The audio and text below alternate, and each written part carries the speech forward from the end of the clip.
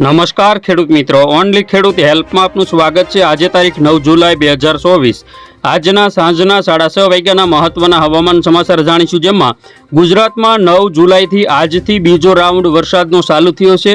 ગુજરાત ઉપર અત્યારે જે સિસ્ટમ એક્ટિવ છે, આગામી સમયમાં બંગાળની ખાડીની સિસ્ટમ પણ ભયંકર રીતે ગુજરાત ઉપર આગળ વધી શકે છે। તેમજ સાયક્લોનિક સર્ક્યુલેશનની સિસ્ટમોના કારણે ગુજરાત ઉપર અત્યારે જે આગાહી કરવામાં આવી છે, જે સિસ્ટમ સક્રિય છે, તેના કારણે આજે ગુજરાતના ઘણા બધા જે વિસ્તારો છે તેમાં વરસાદની સારી શરૂઆત થઈ ચૂકી છે।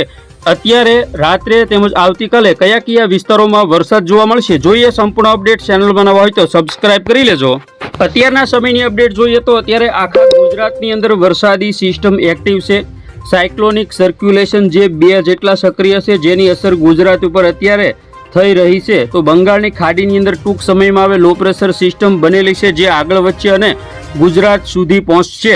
તો જોઈએ અત્યારે ગુજરાતના કયા વિસ્તારમાં વરસાદની સંભાવના છે। તો કચ્છની અંદર નલિયા, ભુજ, ગાંધીધામ, રાપર, ભચાઉ ને ખાવડા, માંડવી, મુંદ્રા આજુબાજુના વિસ્તારો, તેમજ દ્વારકા, સલાયા, જામનગર, રાજકોટ, ચોટીલા, ગોંડલ, જસદણ, બોટાદ, ભાવનગર, તેમજ અમરેલી, જૂનાગઢ, પોરબંદર, ભાણવડ આજુબાજુના જે વિસ્તારો છે, તેમજ મોરબી પંથક અને સુરેન્દ્રનગર, થાન, ચોટીલા, તેમજ ખાસ કરીને જોઈએ આપણે તો માંગરોળ, વેરાવળ, કોડીનાર, ઉના, તુલસીશામ, રાજુલા અને મહુવા આજુબાજુના જે ઘણા બધા વિસ્તારો છે, વિસાવદર, ધારી, બગસરા, સાવરકુંડલા, પાલીતાણા, તળાજા, મહુવા, જેસર, બગદાણા, ગારિયાધાર, તેમજ વલભીપુર, ઉમરાળા, ગઢડા, બાબરા, જસદણ, બોટાદ, બરવાળા અને ધંધુકા આજુબાજુના જે વિસ્તારો છે, રાણપુર છે, ચોટીલા, લીંબડી, થાન, આ બધા વિસ્તારોમાં હળવાથી ભારેથી પણ અતિ ભારે વરસાદ કોઈ જગ્યાએ ખાબકી શકે છે।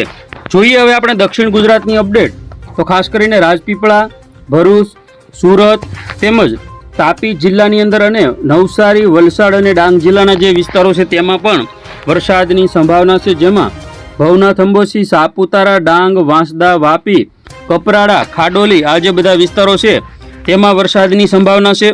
તો મધ્ય ગુજરાતની વાત કરીએ તો વિરમગામ, નળ સરોવર, અમદાવાદ, ધોળકા, મહેમદાવાદ, મહુધા, કપડવંજ, ડાકોર, આણંદ, ખેડા તેમજ સાપાનેર આજુબાજુના વિસ્તારો અને છોટા ઉદેપુર આજુબાજુના જે વિસ્તારો છે તેમાં વરસાદની સંભાવના રહેલી છે। ખાસ કરીને ઉત્તર ગુજરાતની વાત કરીએ તો ઉત્તર ગુજરાતની અંદર દસાડા તેમજ કડી, માણસા, પ્રાંતિજ, હિંમતનગર, મહેસાણા, મોઢેરા આજુબાજુના વિસ્તારો, સાંતલપુર આજુબાજુના જે વિસ્તારો છે, રાધનપુર, પાટણ, સિદ્ધપુર, સાણસમા, હારીજ તેમજ ખાસ કરીને સુઈગામ, થરાદ, ધાનેરા, ડીસા, દિયોદર, ભાટસણ, અંબાજી, આબુ રોડ, ડુંગરપુર આ બધા વિસ્તારોમાં ભારેથી અતિ ભારે વરસાદ પણ કોઈ જગ્યાએ ખાબકી શકે છે। તો આજ સવારથી જ વરસાદી માહોલ જામ્યો છે। આમ તો ગઈકાલથી ગુજરાતના ઘણા બધા વિસ્તારોમાં વરસાદની શરૂઆત થઈ ચૂકી છે।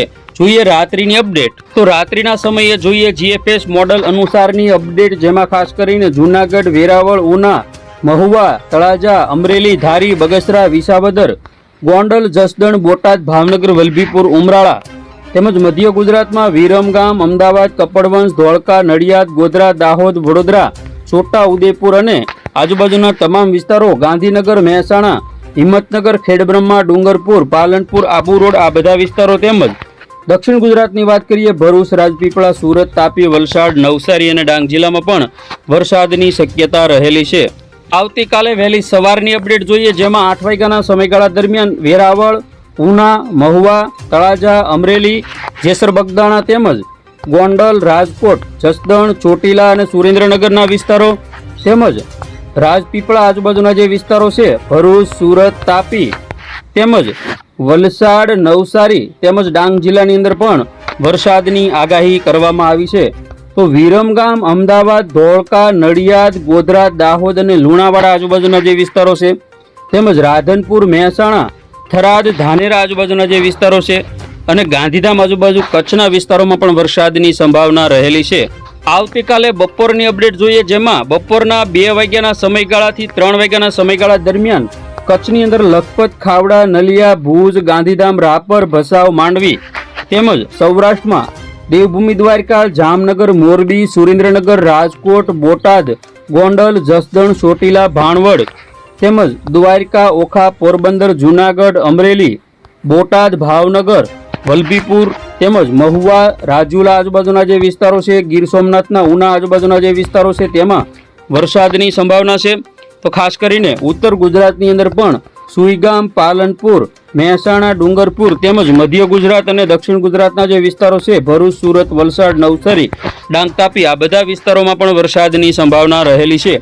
હવે આપણે જોઈએ સાંજના સમયની અપડેટ, જેમાં ખાસ કરીને મધ્ય ગુજરાત અને ઉત્તર ગુજરાતના જે વિસ્તારો છે તેમાં ભારે વરસાદ પડી શકે, જેમાં અમદાવાદ, ગાંધીનગર તેમજ વડોદરા, ખેડા, આણંદ, છોટાઉદેપુર તેમજ રાધનપુર, મહેસાણા, હિંમતનગર, ખેડબ્રહ્મા, પાલનપુર, ડુંગરપુર એટલે કે ઉત્તર ગુજરાતના બધા જિલ્લાની અંદર વરસાદની શક્યતા છે. સાથે સાથે સુરેન્દ્રનગર જિલ્લો અને મોરબી જિલ્લાના સૌરાષ્ટ્રના વિસ્તારો અને ભાવનગર, બોટાદ જિલ્લાના જે વિસ્તારો છે તેમાં પણ વરસાદની શક્યતા રહેલી છે. હવે આપણે જોઈએ પવન કેવો ફૂંકાશે તેની અપડેટ. બંગાળની ખાડીની અંદર જે બનેલી લો પ્રેશર સિસ્ટમ છે જે આગામી આજે 9 તારીખથી 16, 17 તારીખ સુધી ગુજરાત ઉપર એક્ટિવ રહેશે અને ભારે વરસાદની શક્યતાઓ કેટલાક વિસ્તારોમાં હેલીનો વરસાદ પણ જોવા મળશે. તો ખેડૂત મિત્રો, ફરી વખત મળીશું નવી અપડેટમાં. જોતા રહેજો ઓનલી ખેડૂત હેલ્પ.